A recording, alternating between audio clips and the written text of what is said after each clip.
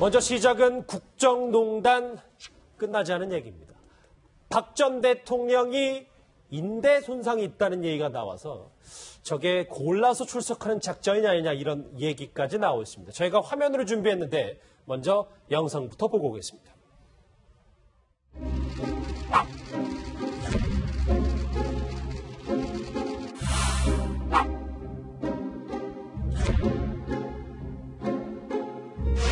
건강이 안 좋아지셨다는 그런 소식 때문에 부신 기능 저하증 지병이 있으셔서 대통령께서 호르몬상의 균형이 좀 깨어져 있고 부신기능 저하증이라는 증상이 의심이 되고 사용하신 약물들이 거기에 도움이 되는 사항이라면 그렇게 이해도 되겠네요. 그것을 말씀드릴 수 없습니다. 그런 범주 안에 속할 정도는 아니셨기 때문에. 비록 부신기능 저하증은 아니지만은 거기에 근접된 지표가 뭐가 나왔다 그 말씀이 좀 이해하면 됩니까?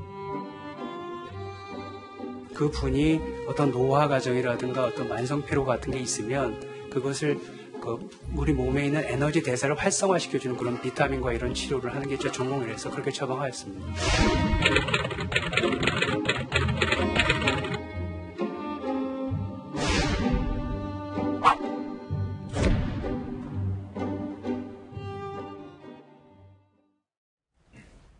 박 전 대통령 발가락 부상 얘기 좀 생각보다 할 얘기가 많아서요. 오늘 소식과 관련해서 전문가 4분 새롭게 나오셨습니다. 어서 오십시오. 네, 안녕하세요. 먼저 지금 화면으로 봤고 주제라도 살펴봤는데 오늘은 나온다고 했었던 박 전 대통령이 또 발가락 부상 이유를 대고 일단 또 안 나왔습니다. 이현정 의원님. 이 정도는 배경이 어떻다고 보세요? 그래서 일단 액면 그대로 보자면 이제 그 발가락 부상이 예상보다 좀 심하다는 걸로 좀 해석을 할 수 있을 것 같아요.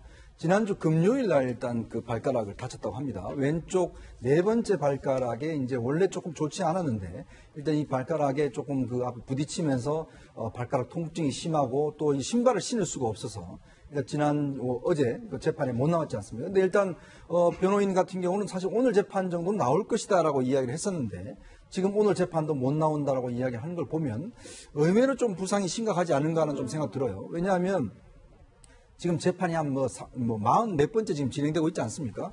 이제 그런 상황에서 이번 주 재판 같은 경우에 굉장히 중요한 인물들이 이제 정인 나옵니다. 그렇죠. 사실 어제 같은 경우는 이재용 부회장이 나왔고 오늘도 마찬가지지만 이 중요한 재판 자체가 진행되고 있는 상황에서 막상 박 전 대통령이 지금 나오지 않고 있는 상황이거든요. 그렇죠. 이럴 경우는 사실 재판이 상당히 연기가 될 수밖에 없는 상황 같아요. 또 지연될 수도 없고. 왜냐하면 지금 당초 신청한 증인들을 다 지금 불러올 수 있는 상황 자체가 안 됩니다. 이제 그러다 보니까 이 어떤 아픈 것 자체가 의도적인 것이 아닌가라는 또 그런 해석도 나오는데 아직까지 이제 구치소 측에서는 큰 부상은 아니다 이렇게 일단 진단하고 있는 것 같습니다. 예, 실제로 백 변호사님 구치소와 박 전 대통령의 측의 입장이 약간 묘하게 다른 게 아파서 잠도 못 잘 정도다라고 말하는 반면에 치료는 필요 없고 가벼운 부상이다 이런 얘기를 하고 있어요. 지금 박 전 대통령 측 변호인단의 얘기는 지금 박 전 대통령이 법정에 나올 수 없을 정도로 상태가 심각하다는 얘기를 강조하고 있는 것 같은데 구치소 측이나 한웅재 부장검사의 얘기로는 사실 이 속의 숨은 뜻까지 보면 재판에 출석을 못할 정도는 아니다라는 취지의 얘기도 좀 섞여 있는 것 같아요. 그러니까 이게 문명이 박 전 대통령이 만약에 발가락을 심하게 다쳐서 정말 못 나올 상황이 된다면 그거야 어쩔 수 없죠. 그건 인도적 측면 때문에. 그런데 아시겠지만 그 구속기간 만료 10월 16일까지 선고가 나와야 되는 상황에서 지금 일주일에 4번 재판이 정상적으로 진행돼도 지금 나와야 될 증인의 숫자를 걸 감안하면 그 안에 과연 재판이 끝날 수 있을까에 대해 의문을 표시하는 경우가 많은데 오늘 박 전 대통령이 지금 2번 안 나오면 사실상 2번 기일을 다시 잡아야 되는 거랑 마찬가지가 그렇죠. 된단 말이에요. 그러다 보니까 일단 일각에서 바라보는 것처럼 박 전 대통령이 발가락 통증으로 도저히 법정에 못 나올 상황까지는 아님에도 불구하고 지금 계속 지연 작전 얘기들이 나오다 보니까 일정한 좀 의도를 가지고 있는 게 아니냐. 그리고 사실 발가락 통증이 어느 정도인지 제가 잘 모르겠습니다만 발가락이 아프다고 법정에 나오지 않는 경우는 제가 거의 본 적이 없거든요. 사실 일단 나오기만 하면 되잖아요. 나오기만 하면 그다음부터는 재판을 서서 받는 건 아니기 때문에 그래서 그런 면에서 보면 일정한 의도가 있는 게 아니냐라는 해석도 굉장히 많이 휠체어를 타거나 아니면 그렇죠. 이런 것 어떤 방식으로 이제 나올 수는 있죠. 근데 이게 오늘까지 오늘 또 새롭게 나온 얘기가 이종수 쌤입니다. 4번째 발가락이다. 네, 맞습니다. 그리고 인대 손상도 있다. 그러니까 어쨌든 이 계속 공방이 있는 거잖아요. 그런 아주 세세한 측면까지. 네네, 그렇습니다. 그런데 이 네 번째 발가락에 대해서 굉장히 의혹을 제기하는 분들이 많습니다. 왜 하필 네 번째 발가락이냐? 엄지발가락이 가장 기니까 엄지발가락을 찧어도 더 많이 찧을 텐데, 확률상. 그런데 사실 그건 제가 좀 해명을 할 수가 있습니다. 제가 사실은 네 번째 발가락이 자주 다치거든요.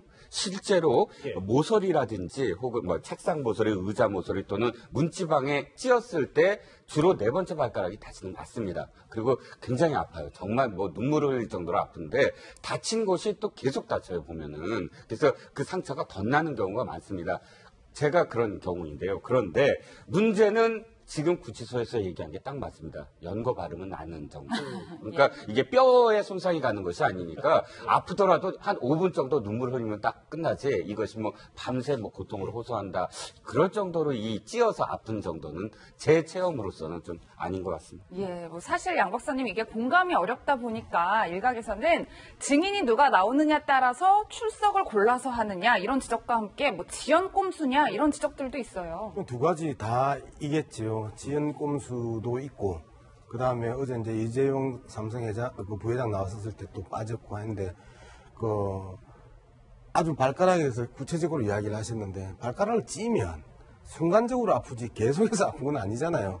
그런 게 기본적인 타박상의 영역인데, 좀 설득력 있는 해명을 통해서 재판의 불출석을 이야기를 하면, 국민들도 재판정도 사실상 이해를 할 수 있는 부분이 있는데 너무 터무니없는 이유를 가지고 그것도 구체적으로 구치소와 논쟁까지 벌이면서 네 번째 발가락을 가지고 국민들이 설왕설래하고 우리가 또 방송에서 네 번째 발가락이 다치기 쉬우냐 안 쉬우냐 그 다음에 법정에 나올 수 없을 정도로 고통스럽냐 안 고통스럽냐를 따져서 설명을 해야 되는 이 현실들이 참 참담하다. 저는 박 전 대통령이 좀 더 당당하고 의연하게 전직 대통령으로서의 그 위상과 풍모를 법정에서라도 좀 보여줬으면 좋겠는데 어떻게 집권 내내 그리고 탄핵 과정에서 그다음에 법정에서마저 저 수 없는 꼼수에 꼼수를 부리는지 참 참담하네요. 전직 대통령의 품격을 잃지 말아달라 뭐 이런 말씀이시군요. 발가락 부상 하나에도 그런데 이렇게 관심이 높은 이유는 역시 남은 재판의 변수가 될 박 전 대통령의 건강 문제 때문입니다. 이 국정조사 청문회 때 박 전 대통령 건강 관련 목소리 한번 들어보실까요? 불면증 있는 걸 아셨습니까? 알고 있습니다.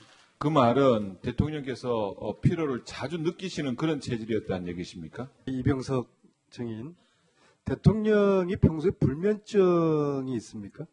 글쎄 불면증이라기보다도 그냥 피곤해 하셨죠. 그래서 밤에 잠을 잘 못 자고 그러시겠습니까? 그런 말씀을 저한테 항상 하시진 않았고요. 낮잠을 자주 주무시는 편입니까? 그건 전혀 몰랐습니다. 주치의가 그걸 모르면 어떻게 해요? 예, 뭐 사실 국정농단 사태가 불거지면서 박 전 대통령의 건강에 대한 관심이 참 많았는데 최근에 이루어진 건강검진에서 약간 문제가 있다 이런 지적들이 나왔다고 하더라고요. 일단 뭐 국정농단 사태가 사실 뭐 어려농단이라는 이야기 나올 정도로 박 전 대통령의 건강과 관련된 여러 가지 참 이 문제가 많이 등장했지 않습니까? 왜냐하면 특히 이제 자문이라든지 주치의라든지 이런 분들이 사실은 박 전 대통령의 증상을 제일 잘 알아야 되는데 아까 뭐 청문회 때 나온 증인들 이야기를 들어보면 사실 그분들이 잘 몰라요. 이제 그렇다 보니까 결국은 박 전 대통령이 정확히 어디가 아픈지도 사실은 모를 정도로 그래서 지금까지 이제 나온 이야기를 보면 이제 만성 신부정증 또 뭐 식도염이라든지 간 기능이라든지 뭐 이런 것들이 상당히 좀 안 좋다는 것이고 또 위 기능 자체가 상당히 좋지 않아서 그러니까 식사를 이제 제대로 못 한다. 그리고 소화를 제대로 못 시키기 때문에 식사를 천천히 하고 이것 때문에 사실은 다른 사람과 함께 겸상을 하지 않는다. 뭐 이런 것 정도로 이제 그동안 나온 이야기인데 일단 지금 만성 신부정증이 있으면 굉장히 피로를 빨리 느낍니다. 그러니까 보통 사람들보다. 특히 지금 이 재판 같은 경우에 굉장히 강하게 지금 이루어지고 있지 않습니까? 지난번 같은 경우는 사실은 혼자 좀 쓰러져서 사실 좀 잠깐 휴식도 하고 다시 올 정도로 했는데. 그랬죠. 일단 이 만성 신부정증 같은 경우는 이 독소 자체가 잘 해독이 안 됨으로 해서 피곤을 많이 느끼기 때문에 잘 졸기도 하고 그다음에 좀 피로증을 많이 느끼기도 합니다. 그렇기 때문에 실제로 박 전 대통령이 청와대 근무할 때 회의를 그렇게 많이 하지 않았어요.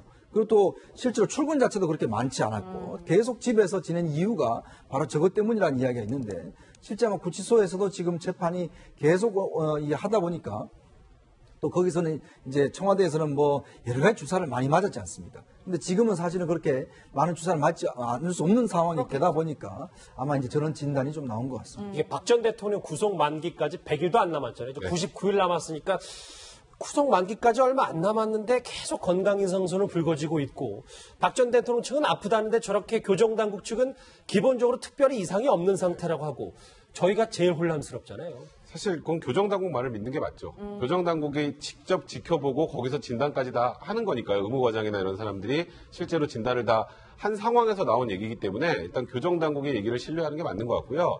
그러니까 저도 얼마 전에 기사 보니까 뭐 정신과적 질환까지 생겼다라는 막 그런 기사도 나오고 그러니까 그런 추측성 보도나 뭐 좀 의혹 보도가 나오다 보면 이게 또 정치적으로 이상하게 활용되는 경우도 많잖아요. 박 전 대통령이 이렇게 아픈데 뭐 이렇게 이 반인권적으로 재판을 뭐 밀고 간다라든지 저번 대선 때도 사실 이런 박 전 대통령 건강과 관련한 것들이 정치적으로 활용되게 됐잖아요. 그래서 교정당국에서는 그렇게 의혹이 확산되는 걸 차단하기 위해서 지금 이렇게 명확한 입장을 밝히는 거기 때문에 지금 현 시점에서는 뭐 박 전 대통령이 건강에 문제가 있을 정도다라는 거는 사실이 아니라고 봐야 될 것 같고요. 그리고 일단은 지금 박 전 대통령 측 변호인단이 계속 주 4회 재판이 너무 많다.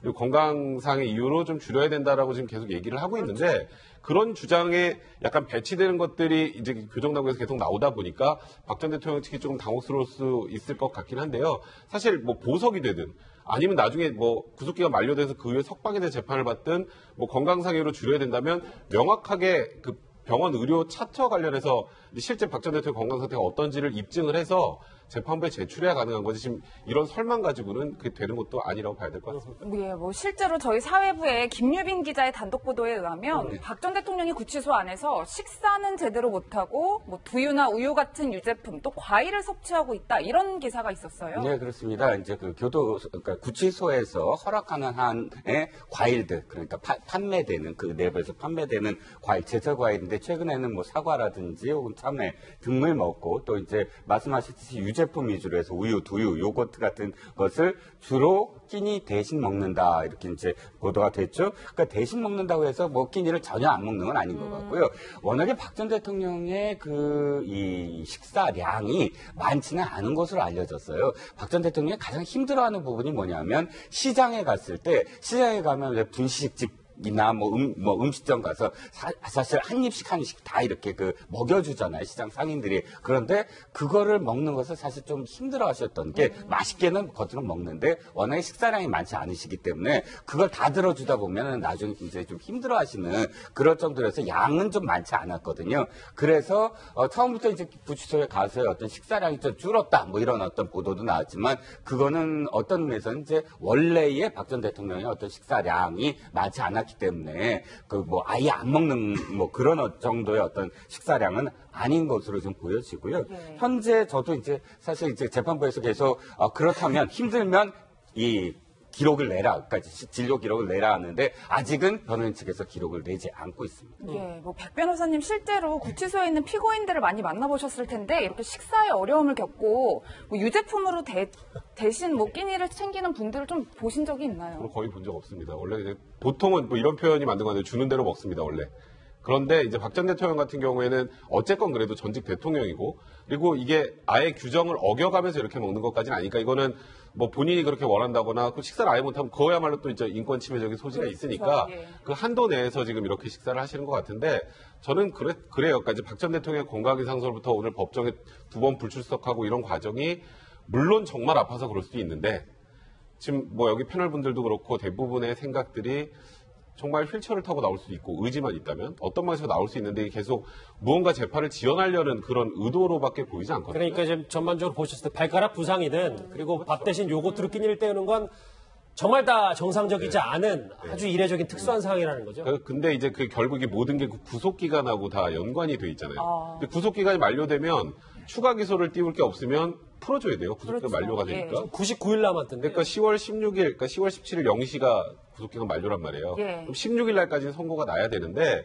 지금 현재 분위기로 봐서 4번을 다 출석을 해도 그때 끝날 수 있을 수 없이가 좀 애매한 상황에서 만약에 이게 계속 지연이 되다 보면 이제 구속기간 만료가 석방이 되면 이렇게 재판기를 자주도 못 잡습니다. 재판이 얼마나 늘어질지 예측도 안 돼요.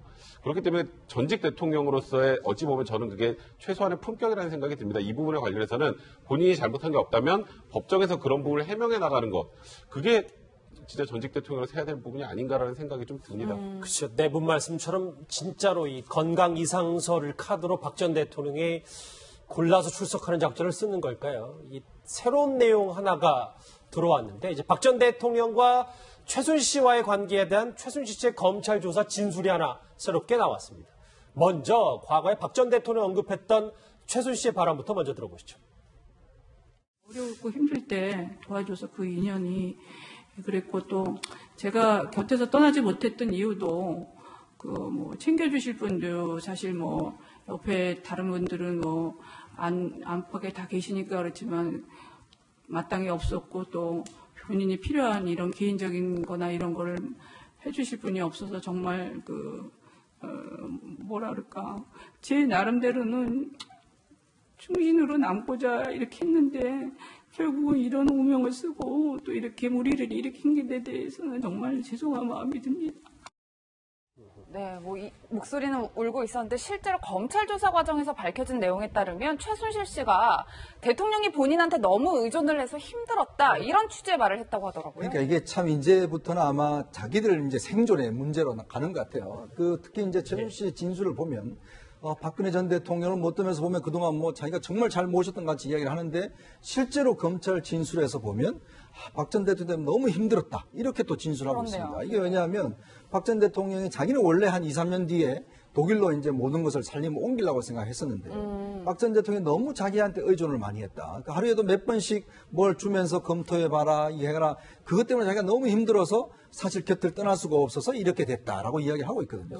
근데 박 전 대통령은 뭐라고 그랬습니까? 진술을 통해서 아니 그 사람은 그냥 가끔 한 번씩 내가 그냥 했을 뿐이지 나는 그냥 일을 도와주는 사람이지 절대 내가 그렇게 한 사람이 아니다. 또 청와대의 모든 시스템이 갖추고 난다 하면은 그다음부터는 자문을 듣지 않았다. 이렇게 진술했지 않습니까? 그렇죠. 그러니까 정상반된 진술을 지금 두 사람이 하고 있는 것이거든요. 자, 웬만하면 어떤 면에서 보면 최순실 같은 경우는 정말 박 전 대통령을 위한다라면 모든 것을 이제 박 전 대통령한테 좀 맞도록 진술할 겁니다. 근데 지금 와서 진술하는 거 보면 박 전 대통령 때문에 내가 이렇게 힘들었다. 모든 것을 박 전 대통령이 했다. 이런 식으로 이제 모든 걸 박 전 대통령한테 떠넘기고 있는 상황이거든요. 그래놓고는 실제로 박 전 대통령이 미안하다, 눈물 흘리고 이런 모습을 보여주는 게 결국은 나는 살겠다. 왜냐하면 나는 어차피 여기서 오랫동안 있어야 되고 박 전 대통령은 사면되면 빨리 나갈 거 아니냐. 그래서 자기 생존적인 지금 진술을 하고 있는 것이 아닌가. 저는 그렇게 보여집니다. 국정농단 그 기간 동안 그러니까 결국 양 박사님 괴로웠다는 거 아니겠어요? 괴로웠다고 이야기를 했지요. 그런데 이제 지금 진술이 엇갈리는 이제 측면에서 두 가지를 볼 수가 있습니다. 하나는 박근혜 전 대통령하고 같이 앉았을 때의 진술과 그 다음에 따로 앉았을 때의 진술, 그 다음에 검찰에서 한 이야기들이 이제 각각 다른데요. 예를 들어서 미르재단과 K재단 이야기할 때도 박근혜 대통령은 앞서 말씀하셨던 것처럼 재단에 대해서 최순실하고 언론할 일도 아니고 사실도 전혀 아니다라고 이야기를 했는데 최순실 같은 경우에는 대통령이 내가 직접 나서는 거 싫어하기 때문에 잘 돌아가는지 체크해보라고 직접적으로 지시를 했다고 지금 이야기를 하잖아요. 근데 하나하나 충돌이 되는 과정에 있어서 박근혜 전 대통령이 최순실 씨를 공격할 수 있는 거리는 거의 없습니다. 나는 모른다 또는 나의 대화 파트너도 아니다. 정책을 논할 관계도 아니다. 사실상 나의 하녀와 같은 사람이었다라고 이제 계속해서 표명하려고 갈 가능성이 높고 그리고 이제까지 그렇게 해왔지만 최순실 입장에서는 적극적으로 박근혜 전 대통령이 나에게 어떤 지시를 내렸고 뭐를 했고 하는 부분들을 이야기함으로써 자신의 죄를 박근혜 전 대통령에게 이제 엎어 넘겨 씌우는 과정들이 이제 지속될 것이다. 그래서 구속 기간이 만료되면 만료될수록 선고 공판이 가까우면 가까울수록 아주 격렬한 상호 비방전이 일어날 가능성이 높다. 이렇게 볼 수 있겠지요. 지금이 2시 6분인데 2시부터 지금 보도가 시작된 것이 있습니다. 바로 감사원이 면세점 관련 조사 결과, 감사 결과를 발표했는데 평가 점수 잘못 산정해서 탈락할 업체를 선정했다. 또 있습니다. 저번부터 좀 핵심인 것 같아요. 박근혜 전 대통령이 면세점 신규 특허 발급을 지시했는데 여기에 롯데가 좀 관련이 된 것 같습니다. 이종우 실장님. 네네. 요 브리핑 결과를 지금 국정농단 이 관련하고 연관이 질 수 있지 않겠습니까? 네, 그럴 수밖에 없죠. 우리는 지금 짐작은 하고 있으나 사실인지는 아직 확인이 안 됐던 부분이 바로 면세점과 관련해서 롯데에 그러니까 이 재단 출연금을 요구했다 이 사실인데요. 오늘 감사원이 사실은 좀 충격적인 어떤 발표를 한 셈입니다. 그러니까 1차, 2차, 3차의 면세점 선정 과정이 모두 다 잘못됐다. 심사 과정이 모두 다 특정 업체에 유리하게 하기 위해서 어쨌든 심사 점수를 조작을 하거나 또는 부풀리거나 해서 예를 들어서 1차 때 롯데를 떨어뜨려 버리는 것이죠. 그러니까 1차 때 당연히 지금 원래대로 한다면 공정하게 했다면 롯데가 붙어야 됐는데 일부러 롯데를 떨어뜨린 다음에 독대를 해서 그다음에 그 재단과 관련한 출연금 얘기를 한 다음에 원래 이 2차 선정 기준이 그 과정이 없었는데도 불구하고 박근혜 대통령이 특별히 관세청에 얘기도 안 하고 특별히 지시를 해서 롯데를 다시 한번 그 사업자로 선정하게 했다라는 것이 감사원 오늘 감사 결과로 공식적으로 발표가 된 것입니다. 그러니까 원래 떨어뜨릴 기업도 아닌데 일부러 떨어뜨려서 출연금을 요구하고 그 대가로 다시 롯데 월드타워점 면세점을 열게 한 건데 사실 이 국정농단 청문회에서도 국정조사 청문회에서도 이 신동빈 회장이 면세점 관련해서 이런 얘기를 한 적이 있습니다. 그 목소리 한번 들어보실까요? 2015년 11월에 40억을 지금 출연을 했는데 그 미르나 이런데요. 잠실 면세점 사업심사에서 탈락했어요. 그래서 금년도 3월에 대통령 독대하신 거는 본인이 하신 겁니까? 예, 그렇습니다. 이런 과정을 거쳤는데 금년 12월에 관세청에서 그 면세점 다시 내주잖아요. 이번엔 받으실 것 같습니까? 12월에? 그거 제가 알지 못합니다. 받으실 것 같아요. 예. 저는 그렇게 봅니다. 예, 뭐 일단 그 내용만 보면 합격할 만한 곳이 합격이 안 됐고 독대한 이후에 다시 합격이 됐다는 소리인데 롯데 입장에서도 굉장히 억울했을 것 같아요. 이게 이제 전형적인 국가 권력이 어떤 그 기업체, 어떤 이 갑질을 한 행태 아니겠습니까? 결국 롯데 면세점이 우리나라 최고의 면세점입니다. 많은 매출을 한 2조 원 가까운 매출 올리고 있고 지금 현재 있는 소공동과 잠실점 두 개의 면세점이 있지 않습니까? 예. 잠실 같은 경우는 잠실 타워에 이제 설치되게 돼 있었거든요. 근데 문제는 잠실점의 면허를 취소를 합니다. 근데 지금 취소를 어떻게 했냐면 정말 그 공정한 점수에 따라서 취소한 게 아니라 여기에 국가 권력 개입을 한 거죠. 결국 관세청이 점수를 기재부의 지시에 따라서 조작을 해서 결국 떨어뜨려 놓고 그 떨어뜨린 상황에서 이제 왜냐하면 이게 철수를 하게 되면 그때 그 근로자들이 뭐 상당히 거의 1000여 명 가까운 근로자들이 다 해고가 됐어요. 그리고 업체가 철수가 했지 않습니까? 예. 롯데로서는 어마어마한 그 어떤 피해를 본 것이죠. 그렇죠. 왜 그러냐면 당시에 또 여론이 이 신동민 형제가 이제 형제간 다툼이 심하다 보니까 뭐 당연히 이제 그렇게 된다라는 또 여론의 어떤 이게 등도 엎은 거죠. 그러니까 결국은 이제 청와대 측에서 이런 여론의 등을 엎고 면세점 탈락을 시킨 거예요. 근데 알고 봤더니 그렇죠. 그 와중에 결국은 다시 이제 신동민 회장을 청와대로 불러서 결국 이 어떤 출자를 하게 하고 다시 심사를 해서 주게 된 이거야말로 어떤 면에서 보면 뭐 조폭들이 하는 똑같은 짓 아니겠습니까? 이런 행위는 국가 권력이 어떻게 개입을 했고 더군다나 공무원들 이런 과정에서 개입을 했고 결국 이런 식의 어떤 그 불공정 심사를 했다는 것은 앞으로 국가의 어떤 심사 과정에 대한 이 심각한 사실은 어떤 그 믿지 못하는 불신의 어떤 그런 자초하는 것이라 보거든요. 그래서 이번 감사원 결과를 보면 이 또다시 국정농단에 정말 이 정부 기관이 어떻게 개입했는지를 여실히 보여주고 있는 것 같습니다. 저걸 보니까 안종범 당시 수석이 지시를 받아서 했다고 하더라고요. 속보정 한번 보시면 다음 거 한번 보실까요? 아까 제가 잠깐 읽었었는데 양문석 박사님. 저기 감사원 결과 말고 감사원이 최순실 관련해서 아직까지 정확하게 개입 여부를 조사 안 했지만 다음 속보 한번 볼게요. 의심할 여지가 있다라고 했어요. 저 부분은 저희가 어떻게 받아들여야 됩니까? 어쨌든 뭐 최순실 씨 개입 여부 떠나서 좀 이 부분에서 좀 설명을 하고 갑시다. 그 인허가 심사 과정에 있어서 평가 점수 산정을 잘못 계산할 가능성은 저는 0.01%도 없다고 생각을 합니다. 뭐 방송통신위원회 같은 경우도 수많은 인허가 그 심사를 하는데요. 심사위원회가 구성되고 그리고 심사위원회에서 보고 그다음에 실무자들이 보고 그다음에 과장이 보고 국장이 보고까지가 철저하게 다 보거든요. 중간에서 그 왜곡될 가능성은 없다. 그러면 이제 그러니까 실무 담당자 선에서 조작될 가능성은 없다. 그러면 실질적으로 이제 그 대통령을 통해서 안종무 수석을 통해서 기재부를 통해서 관세청으로 내려왔는데 정말 기재부와 관세청의 그 공무원들, 이 결정 라인에 있는 공무원들이 정말 문제인 거죠. 자, 문화부 같은 경우에는 블랙리스트를 만들어라 할 때 거부하고 튕겨 나갔던 사람들이나 그다음에 그 정유라 문제도 그 제대로 보고했다가 참 나쁜 사람이라고 튕겨 나갔던 이런 영혼은 있는 공무원들이 있었습니다. 그런데 대부분의 공무원들은 이것들이 감사원에 감사가 들어오면 감사에 걸릴 건지를 대부분 알거든요. 그리고 그 부분에서 상당 부분 그 위의 지시에 대해서 그 버팁니다. 왜 그러냐면 이 권력이 지나가고 나면 결국은 그 파편은 자기가 맞는다라는 게 그 오래된 공무원들은 너무 많이 봐왔고 그리고 그렇게 해서 쇠고랑 차는 국장들, 과장들을 너무 많이 봐왔기 때문에